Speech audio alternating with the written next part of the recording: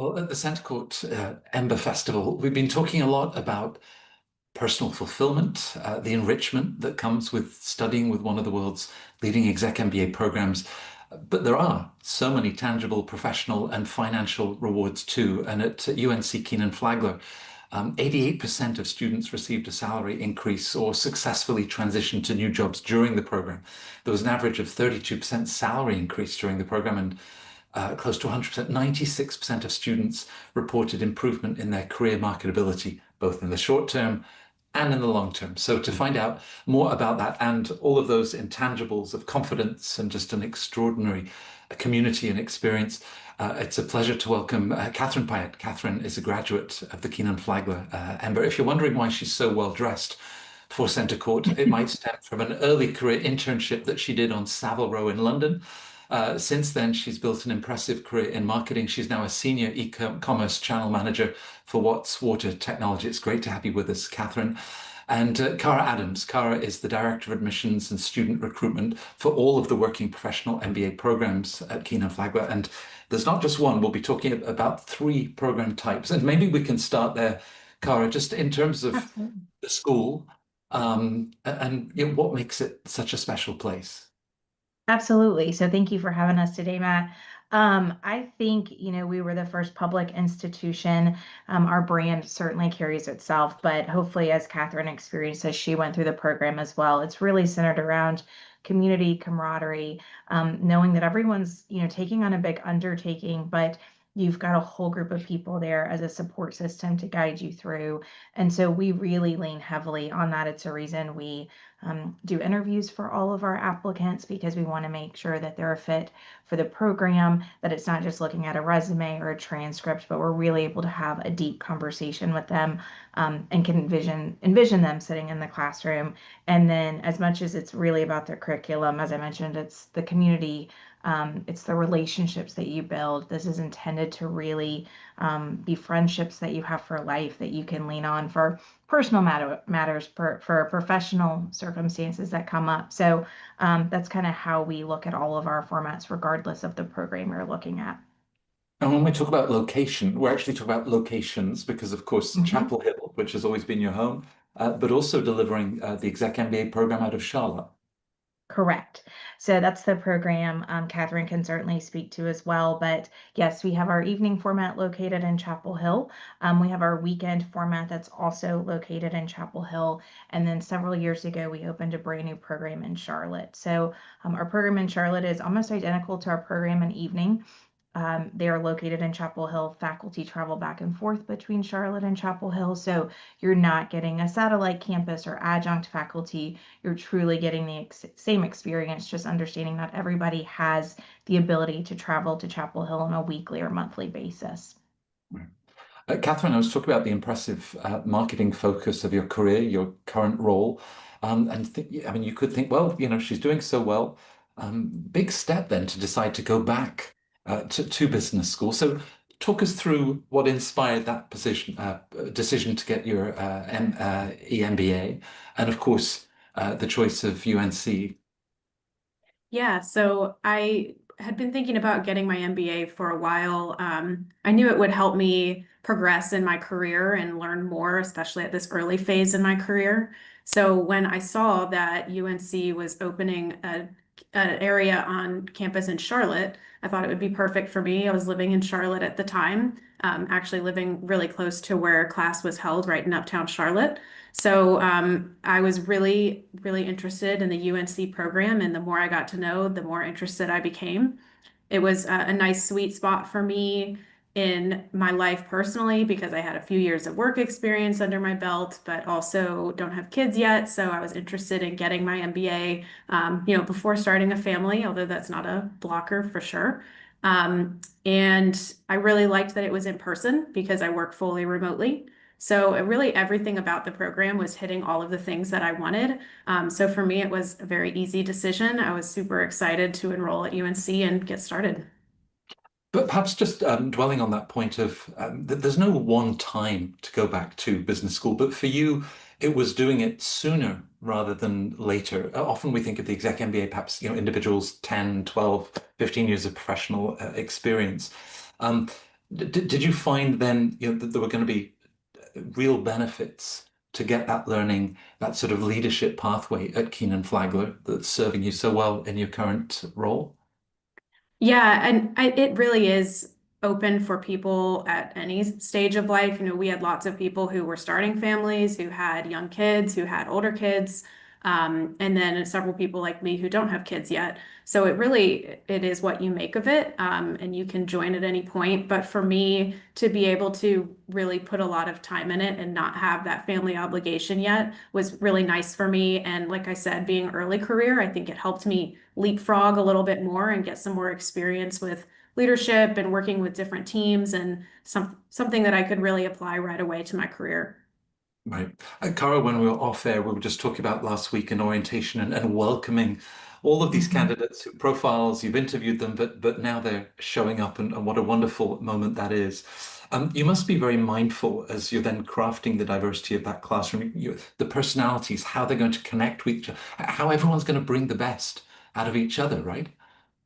Absolutely, yeah. So we aim to build, each cohort with various backgrounds, industries, skill sets, so that you're not coming into a classroom and learning from similar backgrounds that maybe you work with every single day or the same undergraduate degree that you pursued.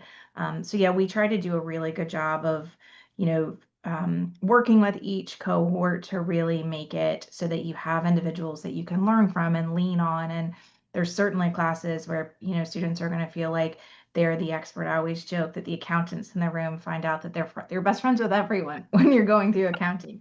But then understanding too that there's classes that, you have a lot of experience in and areas that your classmates can really lean on your knowledge. So yeah, last weekend was amazing. It was really good to see it all come to fruition, to see relationships start to form. We also, which I'm sure Catherine can speak to as well, is we put you on study teams the first weekend of orientation, and those are the teams that you work with throughout the whole first year of the program. So I like that we do that because it takes away that kind of uncertainty of where people's strong suits are and trying to create a team of individuals that you've only known for 24 to 48 hours, that we do that work for you.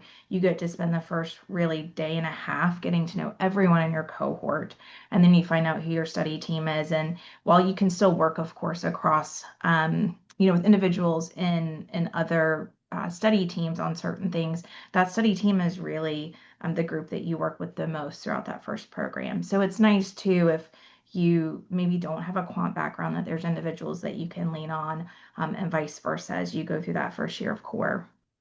Right. And in addition to the flexibility of the three programs, also a lot of personalization in terms of then, electives that you could take or particular tracks to really, um, I guess, create a pathway that's specifically relevant to you. Absolutely, and I'll let certainly Catherine speak to maybe the concentration or elective she chose to pursue. But we allow that second year. We call it kind of a create your own adventure. So you get a list of all of the different electives that we have throughout our EMBA format, and you can pick and choose.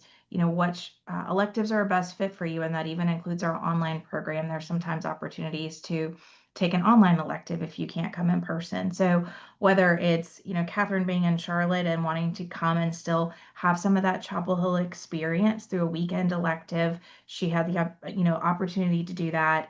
And it gives you the ability to network across cohorts. So again, you've got your core group, but then you can meet students outside of that program. So for Catherine, that would be our weekend format, our evening format, and vice versa. She certainly had students in her electives, I'm sure they're in Charlotte, who were in our evening or weekend formats as well. Well, Catherine, I hope that you've met one of those accountants in the first days of joining the program. In terms of the academic experience, both the group work, um, were you mindful that you're learning as much from the people sitting next to you as you are, the very smart professor at the front of the classroom? Yes, absolutely. We have some people in our program with just really impressive backgrounds that are really diverse in their experience. I like to brag a little bit because my study group had finance people, of course, being in Charlotte, but I also had a doctor and a lawyer. So very different backgrounds, very different professions, and we could all draw on each other's experiences and really had a great group experience with them. And then even outside of the group, just so many different professions, different strengths, and then different areas in their career, different stages in their career. So being in the room with lots of very smart, motivated people, really, I can really draw on that. And it did give me a lot of confidence. And I learned a lot just from sitting next to them, just hearing the questions that they ask, hearing how they speak to things that they are experts in. It's really helpful to have such a diverse, strong group of people. We talk about, always ask a busy person to take on a new project, and you'd made this commitment. You already had a demanding professional, and now you're juggling work, you're juggling family life and studies. The reality of that and how you set yourself priorities to make all of that connect and work together.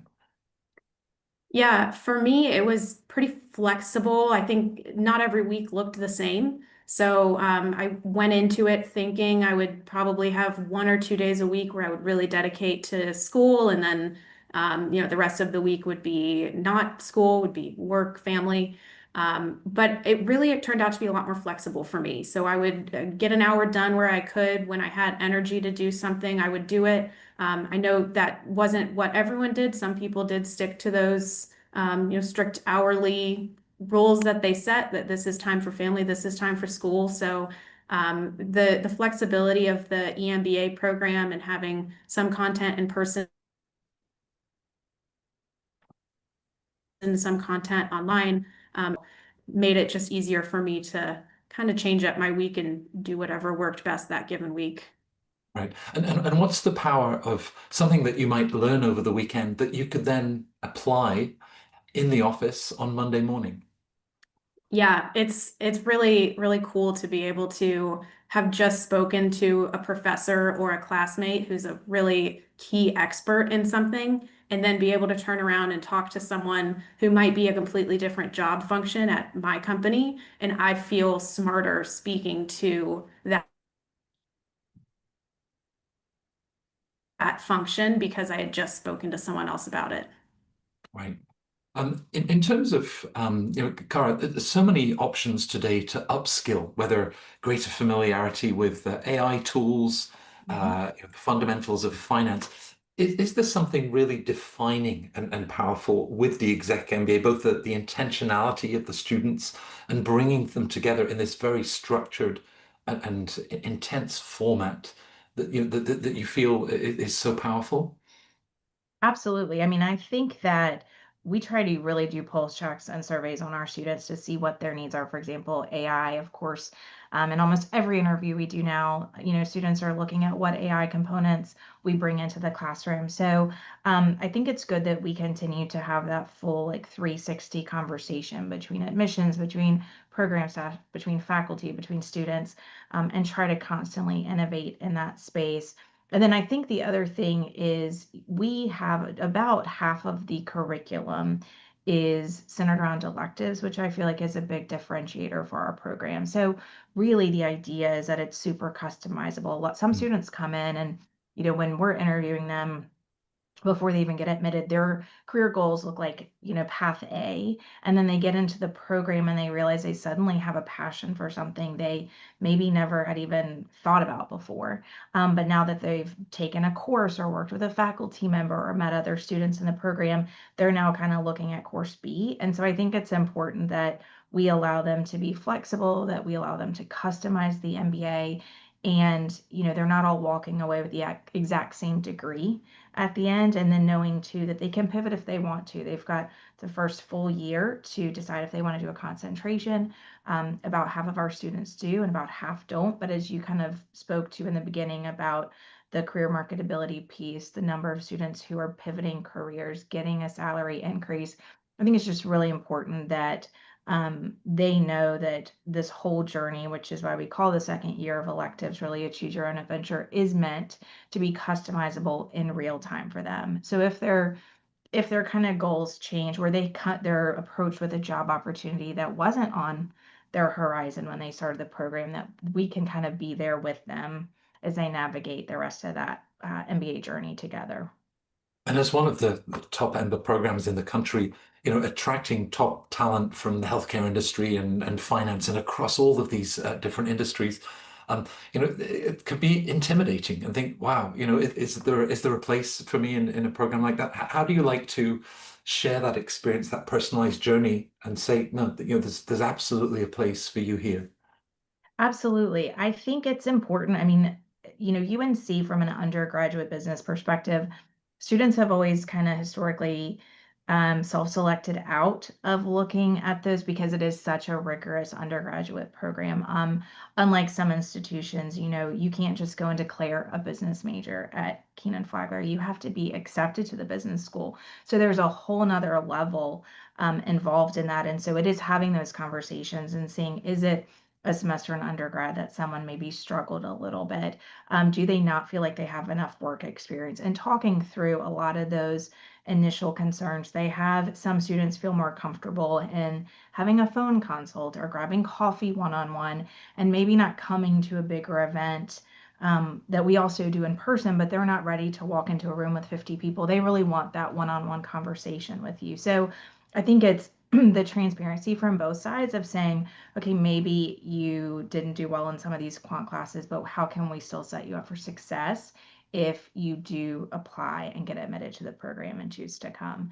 And I think just being able to hone in on, everyone's looking to pursue an MBA to fill a gap. So the things that they may not feel really strong in, someone else is going to be stronger, but then there's certain things that they may be incredible and that another student is coming to fill that exact gap. So it really is a trade-off and a handoff on like helping each other grow. I always say it's probably one of the most vulnerable, safe kind of spaces because everybody's looking to grow.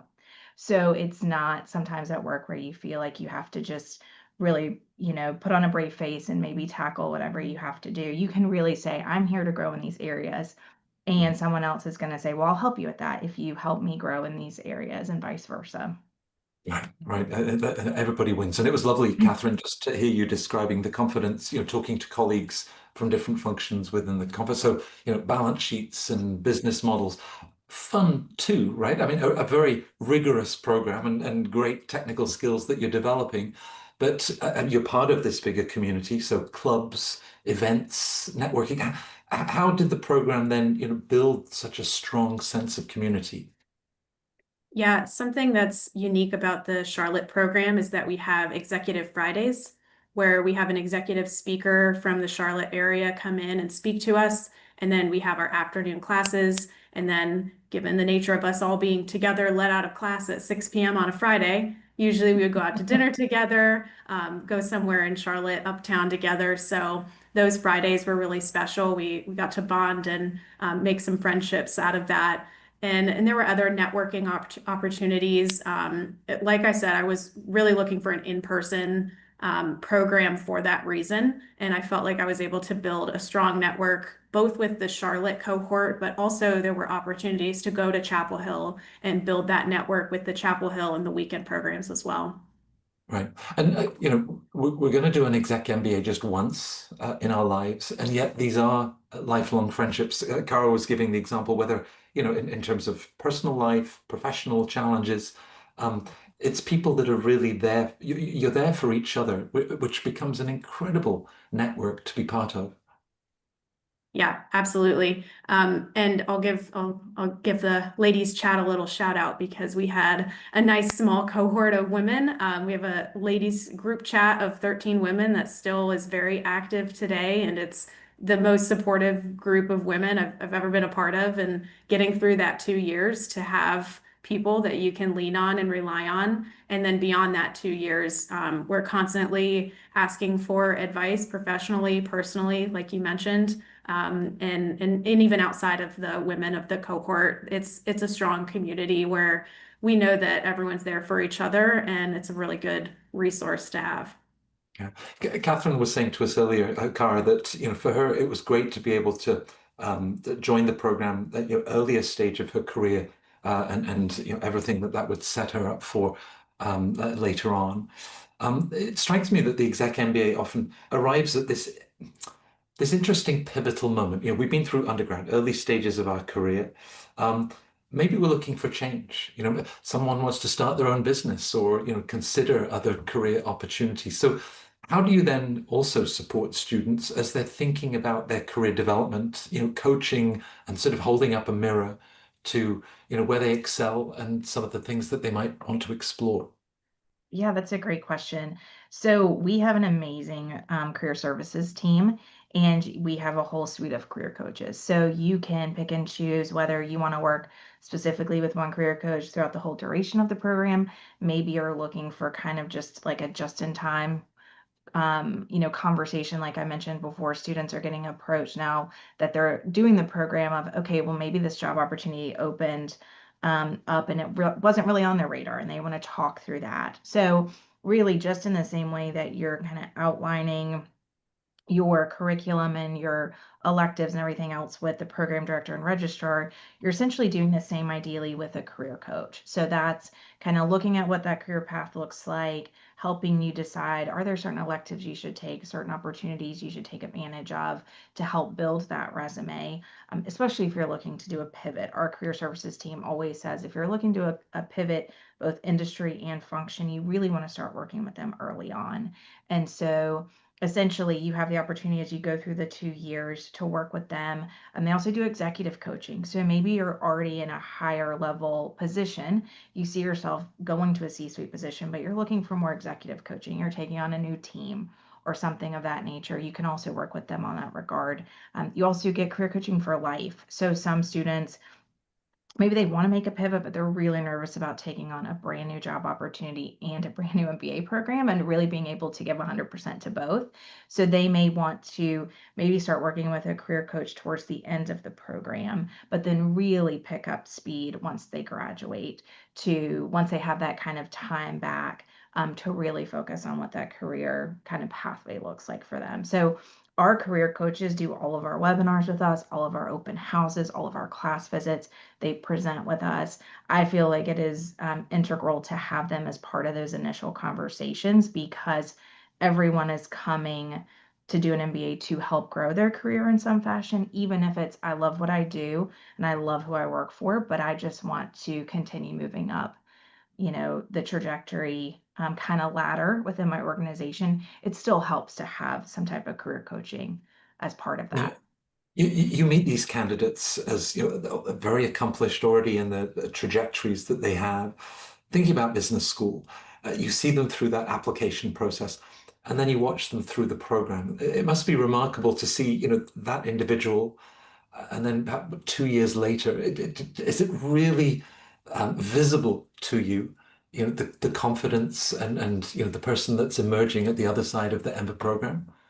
Absolutely. I think it's funny. We had this conversation after orientation. My counterpart, Colleen, that I know Catherine has worked with in Charlotte, we both left just probably more energized than all of the 130 students that were sitting there at the McCall Business School on Friday, because it's so exciting to be part of their journey to, initially, as I mentioned, maybe have that coffee chat 6 months ago, really encourage them to apply, then be there throughout their admittance, then see them at orientation, super excited. And then graduation is one of our favorite things too, to be there to celebrate with them. And they're also our best advocates. Like, when we talked about having an alum on the webinar today, Catherine, like multiple staff members put her name first and foremost above anybody.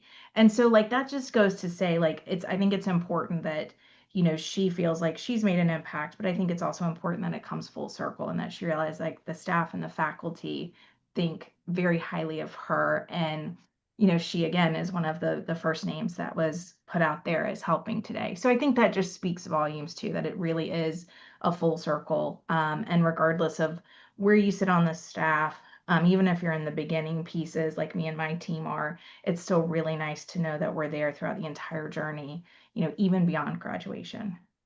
This is a wonderful moment to blush, Catherine. Now, if you were to go back to that first day, finding the accountant, um, advice that you'd give yourself because you had to prioritize, you're juggling this with work. What would that advice be? And perhaps for anyone that's thinking, yeah, business school, it's a big step, it's a big investment. Would you encourage them? Absolutely, I would. I guess advice would be take a breath. It's going to be a long 2 years and a hard 2 years, but it's so worth it. And it does fly by much quicker than I expected. And I guess just to take a look around at the people sitting next to you, because they're going to become some of your best friends, which is kind of hard to imagine on day one when you're sitting next to a bunch of strangers. But you're going to learn so much. And I think I really got a lot of energy from the program and the people around me. So trying to keep that in mind when it's some of those tough nights that you're up late studying, just to think about what's going to come of it at the end of the 2 years. Right. If you know, the 30 seconds in the elevator and it's like, oh, you did the EMBA at the Kenan-Flagler. One standout moment, maybe it was unexpected, but you know, as you think about that program, something that has been so special to you, what would that be? Yeah, I was able to participate in the STAR program, which is Student Teams Achieving Results. So it's a consulting program where you consult with a business, or real world business partner on their problems.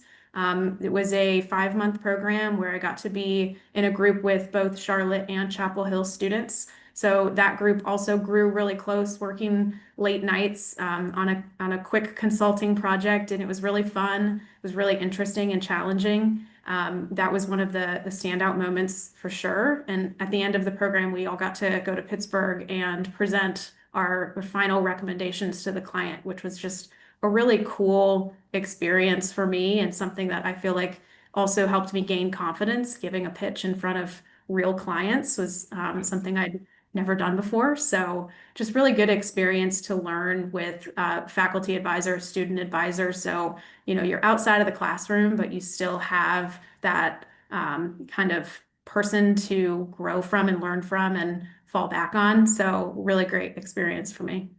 Right. So, Cara, my final question, the personal growth that Catherine's describing, the financial rewards, the transitions, opening new doors. um, Viewers are going to be very enthusiastic and they'll want to find out more. So, good touch points with you and your team, events that you're organizing. What are good ways to get in touch with you? Absolutely. So our email address is emba@unc.edu. If you want to reach out to that, that goes to the entire team. And then we kind of can funnel depending on what program you're interested in from there. I would also say look at our website. We host events all over the country. So we obviously do them in Charlotte and Raleigh primarily, but we are getting ready to be on the road because we also have an online program. So we recruit outside of the state of North Carolina as well for those formats, in particular MBA at UNC. So we're everywhere from, you know, New York to DC to Boston to Atlanta. So we would love to meet you in person. And like I said before, if maybe walking into a room, I always try to say when we put these events together, I don't know how I would be if I were invited to an event with 50 strangers I had never met. So we also understand, you know, it's important to meet people where they are, that if they would rather have that phone consult, if they would rather have that one-on-one coffee chat, we are always available to do that as well, even if it's just via Zoom. So just don't hesitate to reach out to us. Let's talk about your situation. We can put a timeline together, talk through your concerns. But I will say there's probably no perfect time. So let's talk about maybe you just want to get some information about the program and apply 2 years from now. That's totally fine. It's never too early to start having those conversations now. Right. And I think that personal touch, that sense of caring and community that you were talking about, which is so strong. Catherine, the feedback from faculty, the feedback from staff, all suggesting your name. Oh, you know, she's a wonderful ambassador. They're right. We were very fortunate to have you with us at Centre Court to be able to share your story. And as you know, we can continue to see that personal and professional growth. Cara, it was just great pleasure to have you with us to be able to talk about so many great options at the school. Thank you. It was a really great session. Thank you, both of you. Thank you, Matt. Thanks for Thank you having so us. Thank you, much. Catherine. Yeah, thank you.